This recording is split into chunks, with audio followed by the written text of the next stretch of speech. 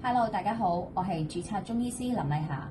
今次香港第5波疫情，相信大家都感受好深刻。直至今日為止，我哋嘅總感染人數都已經超過咗70萬人。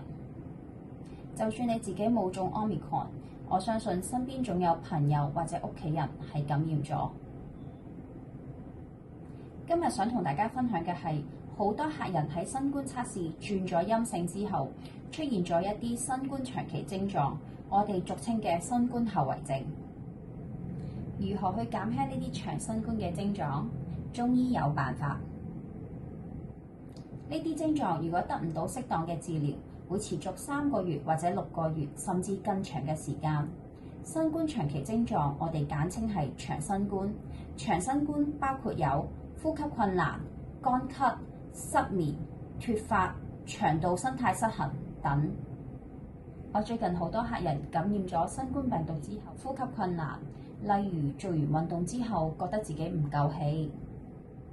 但只要客人服用咗中藥之後，情況馬上得到改善。相信大家都一定會有蓮花清瘟膠囊喺屋企看門口。蓮花清瘟本身係一個好好嘅中成藥，但患有 G6PD 或者係懷孕3個月以下嘅孕婦不適宜使用。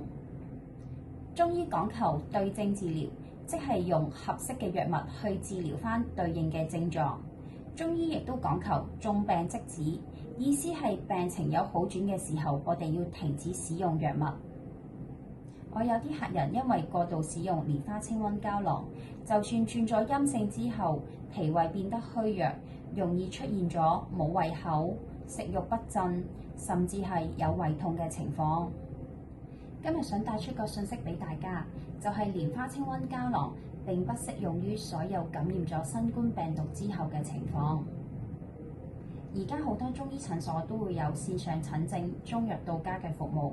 如果大家有需要嘅話，可以尋求專業中醫師嘅意見之後先服用。最後有調理長新冠嘅食療帶俾大家，所需要嘅材料就喺留言入邊。咁我今日嘅分享就到呢度，多謝晒大家。